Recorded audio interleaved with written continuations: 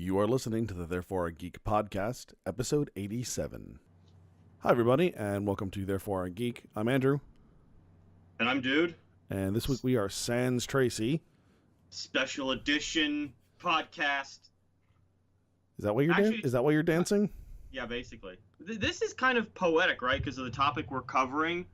The differences and frictions between men and women feature prominently in our topic. Very true.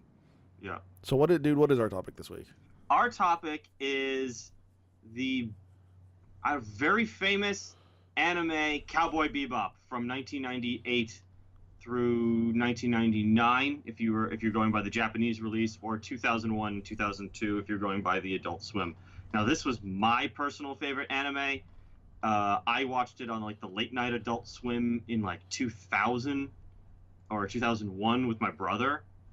And it's been my favorite ever since, and it's one of those things where if I want to introduce people to an anime, when I was a really, really big anime fan, this is one of the shows I would show them.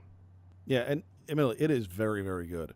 I mean, you have been trying to get me to to watch this show for years. Sure. And I just kind of never did. And then, I mean, we had talked about doing this episode really even before we brought you on in a more full-time capacity on the podcast. We talked about doing this, and it's just taken this long for me to get through it, and I'm disappointed in myself for having waited this long, because it is that good. It is a fun show, and it basically revolves around we were talking before we were getting into it, we were trying to just figure out how we describe it, but it basically revolves around a group of bounty hunters in the late 21st century where the solar system is mostly terraformed in a kind of strange, fuzzy science way. And it's essentially the Old West in its kind of culture, but not in its technology. And it tells a story of Spike Spiegel, a former gang member or a mafia member, Jet Black, a former special forces cop, a woman named Faye Valentine, who doesn't even know who she is, a kind of transgenderish hacker, and a super duper data dog, and their adventures and misadventures over the course of 26 episodes. Yeah, and misadventures is a fitting description, because this is a group of individuals who don't usually get their man. No, and I think you count maybe 3 or 4 actual bounties they get. So every time they go for a bounty, they're more likely not to get it. And when they do get a bounty, it's like small fries. Yeah. It's real small fries. But it's a very, very interesting, fun show that I recommend to everybody. And especially because, like I said before we started, the best way I could describe this show as kind of a send-off to the 20th century pop culture. Because it comes out in 1998 in Japan. It's seen in the United States in 2001. The movie comes out in 2001. And it's just kind of chock full of these pop culture references from beginning to end. Well, and it's an exceptionally well-made, very tight 26 episodes. Yeah, in each episode, it's a very tight episode. Yeah, they do not dilly-dally. Yeah, 25, 26-minute episodes. Yeah. If you include like the bumper stuff. Right. No, that's true. And I would say this is definitely one of those series that it doesn't have like that instantaneous appeal. Like where I go like, I read the box and I go, oh man, I got to watch this. But as soon as I started watching it and we got into the credits and the music and everything, I'm just going, okay, this is something worth watching. It may not be like the thing I'm super most interested in, but there is a quality and a level of, for lack of a better term, the artists put into it, that you can tell like this is going to be something. Yeah, this series straddles like 2 major anime styles, that of like the late 90s and then what started to happen in the early 20th century. You can kind of see it where it mishmashes kind of computer generated animation a little bit for backgrounds and like the ships, and maybe cell layovers of cells and matte paintings and stuff like that. And then it also has that early 90s like Akira feel, where the backgrounds or the cars and the buildings are all really, really detailed. Yeah. So there's certain episodes where it's got a grit to it, a visual grit to it that fits the story really, really well, and it doesn't kind of take you out of it when it by looking kind of strange. I would say it has a visual grit to it, but at the same time, it's not always that way. No, it's not. I mean, there are a lot of really great down moments and very great interpersonal moments. You know, especially as the series comes to a conclusion, and I will admit to having watched the last 4 episodes like 6 hours ago. But as the series comes to a close, you get those moments more and more between the characters. Mm-hmm. And it really hits on many, many different levels in terms of what I'm looking for in a show. It has, you know, the action, it's got the high concept stuff, it's got the personal drama. It's just, there is so much to offer in, like I said, in 26 episodes in a very, very short package. It's also really funny. It's got an incredibly dry sense of humor. Like it's not an over the top. It doesn't kind of get silly until you add Edward as a character in like episode 8 or 9.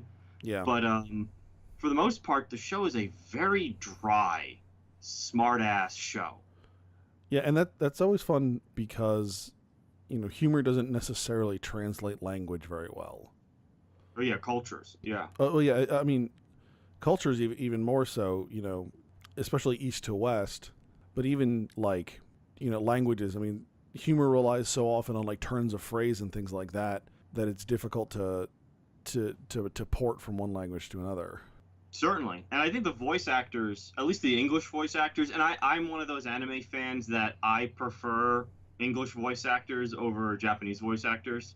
I do as well, mostly because I don't like them better. I don't want to try and read while also trying to watch TV. Like, under certain circumstances, I'll do that, like watching a Kurosawa film or something. But for the most part, if I'm just trying to watch like anime, I will watch an English dub just because it's easier. Yeah, I don't like dubbing live actors because live actors, their performance is multifaceted. It's their physical as well as their voice that make a character. But with a anime, you know, it's really just the quality of the voice actor and how well it matches up with how the character is drawn.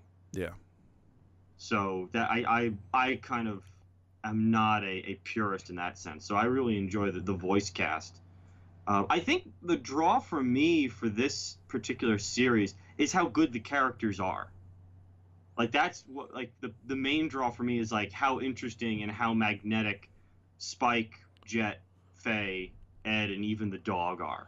It's funny how well defined they are while simultaneously being very ill defined. Like yeah. The characters, even by the end of the series, are still very mysterious to the audience. That's a really interesting aspect of this show is so much is left unexplained. Yes. Like so much. The show really makes you fill in the gaps. And over the course of the 26 episodes, you're right. It's an episodic series that it's all kind of bundled up, you know, by the end of the 25 minutes, you know, each little adventure they get into. But every couple episodes, they have a development episode where we learn a little bit about Jet's past. You know, you see a character like let's take Jet for example. He's this big guy who looks older. He's like 36 in the show. He's missing. He has a robotic arm. He's got this ship. You slowly find out it's his ship, and through each, you know, episode about Jet, you learn about, you know, his ex-girlfriend, his ex-partner, how he lost his arm, you know, why he left the Force. But it's kind of spaced out, but you never get the full story. Yeah. You just get little. Same thing with Spike, is, you know, he used to be part of this syndicate called the Red Dragon. You know, he had this girlfriend named Julia. We know he left. We know he has a fake eye, and we know people think he's dead. But we actually never find out the true internal politics that caused him to leave, or even how he and Jet met in the first place. Yeah. That too. We never find that out. And Faye's a similar way. It's like we find out she doesn't know anything about herself, doesn't really have any memory. It turns out she was cryo-frozen because of what appeared to be like a commercial space liner accident. Yeah, so at this point in time, the Earth is basically abandoned because of some accident with the hyperspace gates that allow them to move from planet to planet. And it's implied that whatever accident made everyone abandon Earth is the same accident Faye was involved with. Yeah.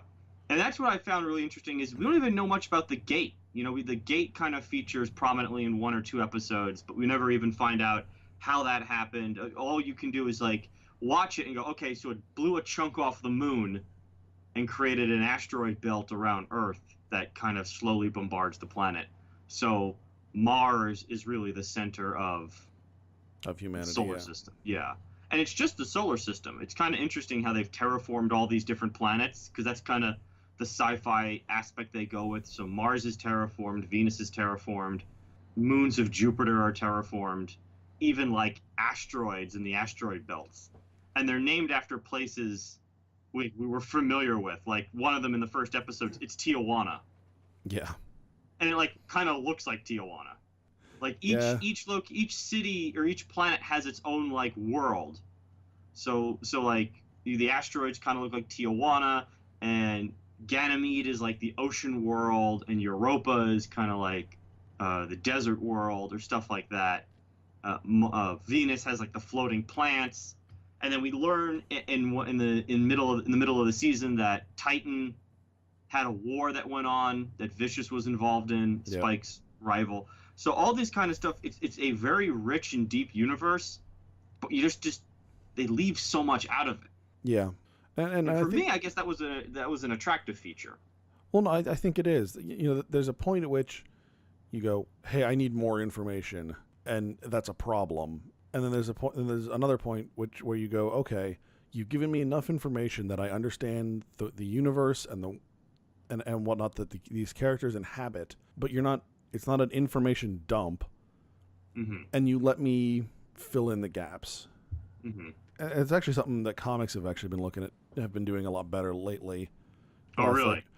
Something like a book like Saga, right, for example, where they just kind of throw you into this universe and you figure out the details as you go, but it's close enough to what we understand as normal that we can fill in the gaps as needed with kind of other information. Like, here are the important differences, and you can fill in the other information. Sure.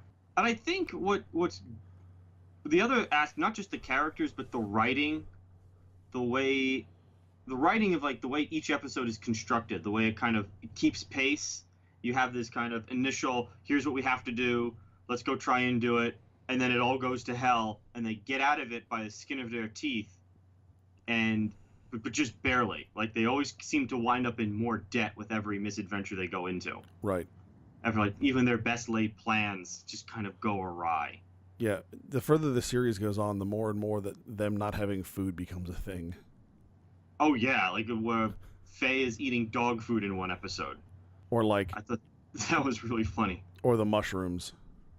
The mushroom episode is great. Not just because of like how funny it is, but again because like the references, like that's basically a little blaxploitation episode. Right. Right. Like the shows dip into genres without with almost no problem. Right. They'll dip into like pure science fiction with like the kid that doesn't age episode, and then they'll dip into like a western like with the first episode, or they'll do blaxploitation like Mushroom Boogie, where you've got visual references to like Pam Grier movies like Foxy Brown and Coffee, and then like one of the characters calls himself the youngest of the Shaft brothers, all the while he's dragging a coffin like the movie Django that gets run over by a truck while he's trying to give the big speech about it, like stuff like that, and the show just skips in and out of them almost seamlessly, and it makes like perfect sense. Yeah, that this is just this postmodern universe. I think the part that I love the most about the blaxploitation episode there is the fact that the character from the ship that is involved the most is the little kid Ed. Yes. It's just such a bizarre pairing with Ed and that particular scenario. Yeah, because the crew gets high off their fucking brains with mushrooms, yeah, which is like Spike is just endlessly walking up and down the same step. Yeah, and you notice with a few exception, I think with only one exception, every episode is named after a song. Yes, I did notice that. The only episode that's it's not named after a song is the episode Pierrot la Fou, which is named after a Jean-Luc Godard movie called means Pierre Goes Wild, and that's the episode with the kind of guy with the helium suit that kicks the shit out of Spike. Yeah. Like that was and again, it's like one of those bizarre sci-fi human weapon episodes, right? It's a different episode each time, and each character kind of has their own, genre world. So like Spike is the Bruce Lee, John Woo type character. Jet is your film noir cop, and Faye is your femme fatale, while Ed is your hacker character. Yeah. They all kind of the genre blending is so seamless. I was impressed, like rewatching it, how much it still holds up. Yeah, I mean that's the other thing. I mean the show is now 20, almost 30 years. 20. It's approaching 20, right? 1998. Yes, I'm sorry. Yeah, approaching 20 years old. 20. I mean, it's an impressive. It holds up impressively, I should say. Yeah, it really does. I think we should also talk about the music. I was waiting for you to bring that up. Because like when I was younger, when I was in college and I was kind of watching this, every couple of months I would pop it. I would go through the series when I was in college. I had most all of the soundtrack CDs that went to this, and there's a lot of music that goes into it. Yes. And there was a lot of albums that came out, and it's that kind of the fusion that it's of musical styles done by the musical director Yoko Kanno that's what just stands out, is how good the music is to the series. An impressive amount of jazz in there. Blues, jazz, folk, even some kind of like adult contemporary sneaks its way in there if you're really listening for it. Yeah. It's really simple. What it's great is how well it's matched up with what's going on screen. And at times, some of the music I would not have expected to go well with that scene. So I know exactly what you mean. The closing credits of the show are called the Real Folk Blues. Right. And they use that. The last two episodes are also Last Folk Blues Part 1 and 2. And towards the beginning of I guess it's not the beginning. It's like the middle of the last episode when Spike actually goes to confront Vicious. The climactic, charge. Yeah. Into the headquarters. And they use the Real Folk Blues for that. And I would have never thought to do that. No. But it plays it's perfectly. Gorgeous. Oh my God. Yeah, you got to give the director a lot of credit for how well it's choreographed. There's some times where it's a little stiff, like the animation for the action's a little stiff, but for the most part, like the animated action sequences are so fluid and so dynamic and so, on the edge of your seat. It's really something like American action movies, like live action movies, couldn't attain. Yeah. Actually, one of the best ones was Hard Luck Woman, when Spike tries to fight Ed's dad. Yeah, loses so badly. And Ed's dad does nothing. Right, he just kind of stands there, just hits him in the face, and it's over. Right, but just like the fluidness of Spike's movements mm-hmm. in that particular fight. I mean, when I say fight, it's really Spike's taking swings and kicks at Ed's dad, and Ed's dad's doing nothing. He's just he's just moving slightly to the left, slightly to the right, and Spike can't land a shot. Right, but the fluidness with which Spike moves is really impressive. And yeah, the whole show is amazing animation there. Yeah, from almost top to bottom, I find it hard to find. You have to really nitpick to find something wrong with the show, and it's usually just kind of like really nitpicky stuff because there's nothing wrong with the show. Every now and again, they get kind of they do a little strange sciencey stuff. Like I don't know if the shuttle Columbia can take off under its own power, like as in. At this point, no. No, certainly not because it's not real or not intact anymore. But well, that was a moment, and it's completely. I mean, there was no way for them to predict this because it came out several years prior to. But the fact that the shuttle Columbia and they start talking about having lost a lot of heat tiles. Mm-hmm. And right. I just went, I noticed that. Like, I like, physically cringed. Yeah, we know that like, oh, actually, we know how that turns out, and you won't be taking a photo with that ship when it's down. Right. But I think overall, this is one of those series where I was like, if you're not that into anime, this is almost the perfect American anime. You know, this is the one you do, and even the Wikipedia page said it's like known as a gateway anime for people who want to get into anime, into the medium. Yeah. And I would recommend it to pretty much anyone. It's just, I mean, what were you hadn't seen it in a long time. What was like? No, I hadn't seen it, period. You hadn't seen it, period. Okay, I hadn't seen it in a while, but you hadn't seen it, period. What was kind of like, what took you by surprise as someone who came into it cold? I don't know about took me by surprise. What I enjoyed, I think, some of the most is the fact that it covers so many different conceptual ideas. You know, each episode almost inevitably is different and unconnected to the last one. I mean, in part, that's the definition of episodic, but even in terms of what it's trying to deal with and the concepts it's addressing. And I think there were a couple of episodes that covered story concepts that I was familiar with. The one in particular is the episode Brain Scratch, where there's basically a cult that is saying they can download your consciousness into a computer and then, you know, do away with your physical body. And there's a very similar story in one of the early issues of Transmetropolitan. But the stories are they approach it from such a very different perspective, in part because obviously the different characters.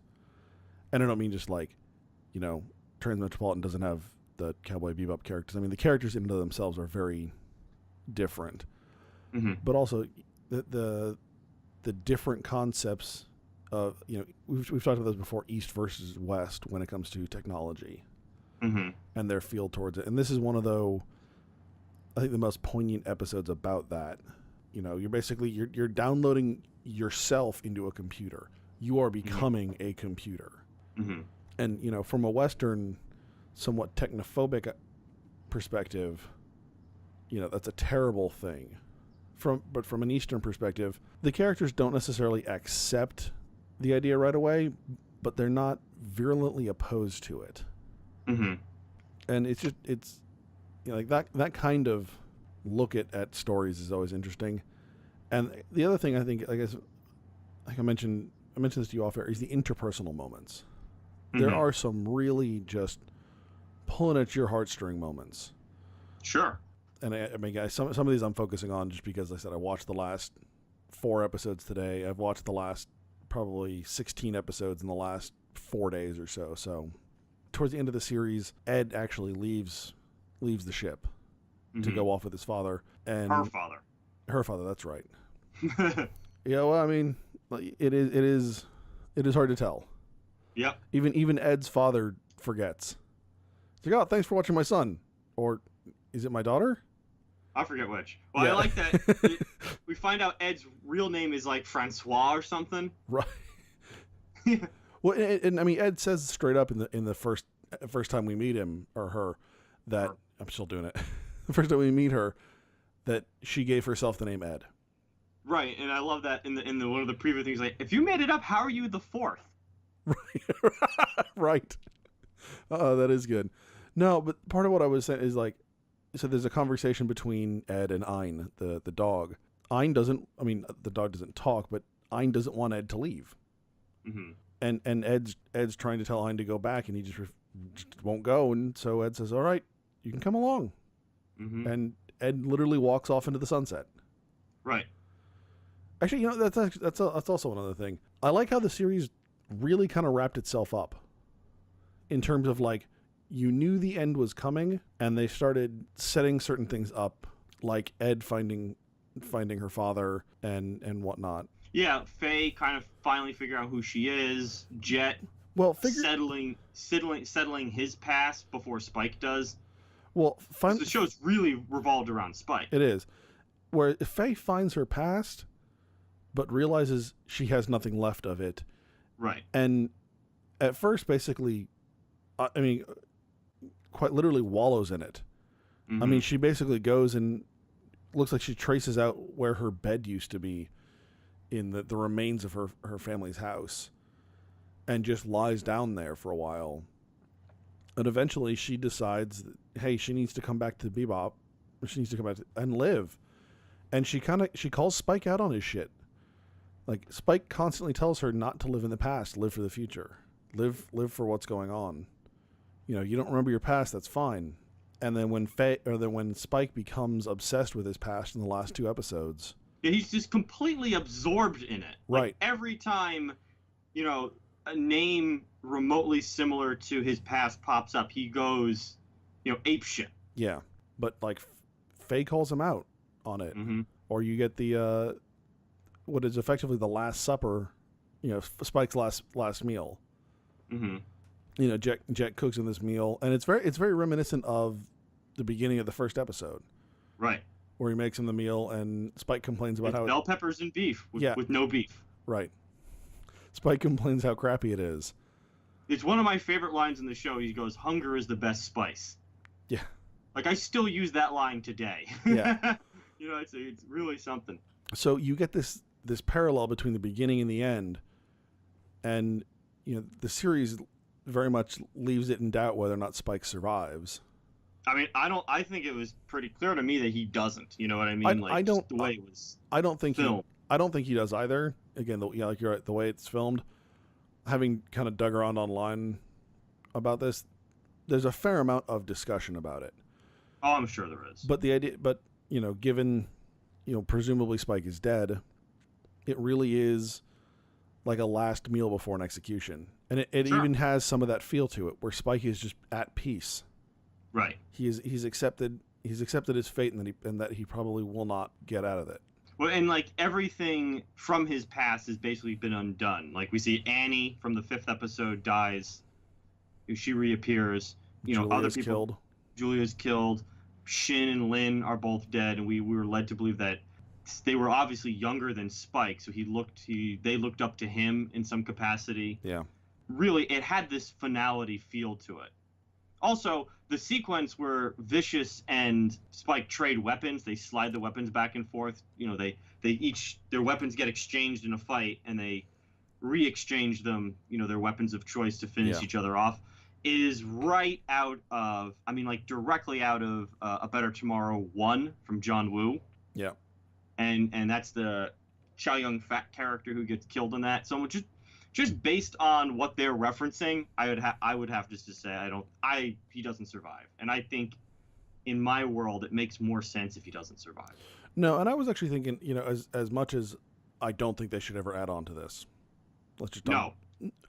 I would be curious to see more stories of Faye and Jet trying to move forward. Right. Because I think, assuming Spike is dead, leave Spike, and I think those two characters moving forward, dealing with the fact that Spike is gone, and the recent revelations in their own lives, and how does it change and upend their existence? Yeah, there's not much of a bookend for those two. Like, Right. you know, the final times we see both of those characters is Jet is just wiping down the ship in some nondescript location, like just on the bridge, just wiping something down, and Faye's crying. So like, you don't know how they, you know, move forward. Ed kind of has the only other bookend to her story is she goes live with her dad.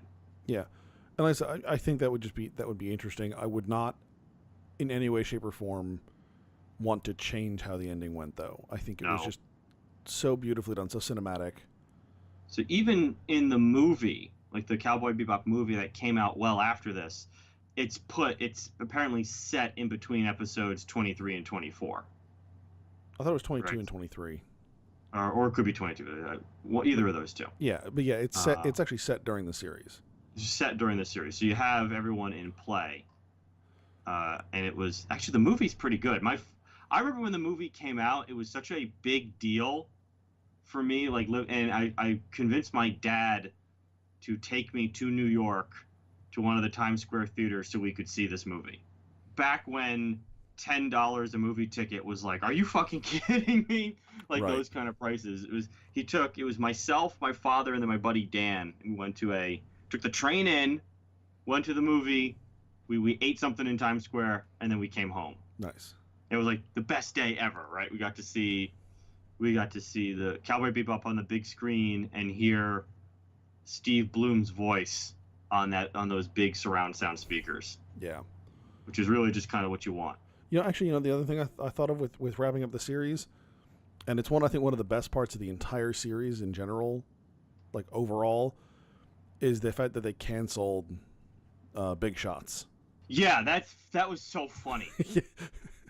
I mean, and then she sees him in the sees you him in hear the how airport. like the voice is such a put on, and Judy's like, I'm gonna talk to my agent, and then Faye sees Punch in the airport, which I always thought was a good touch. Who also has a put on voice. Yeah. No, but I mean, it's great. That show in general was just so funny. Yeah, and you pick up on obviously the little reference. It's Punch and Judy. Yeah. Like the puppet shows, the Punch and Judy puppet show. That stuff is all over that series, which I think just makes it more fun. I don't even know if it makes it a better series, but it certainly makes it more fun. Well, it's those kinds of references that are not in your face. Like if you had no idea about that reference, right, it wouldn't matter. It's still a really good part of the show. But if you know it, it's even better. And that's what. Yeah, like that's how references need to be. Sure. Like another good example is like the 3 hijackers they bust on the Venus episode. Their names, if you look at their names when he puts in to get his reward, they're Huey, Dewey, and Louie. I did see that. Or even like more kind of like subtle references that, can be disputed, like Doohan apparently is a reference to the Star Trek actor James Doohan. Okay.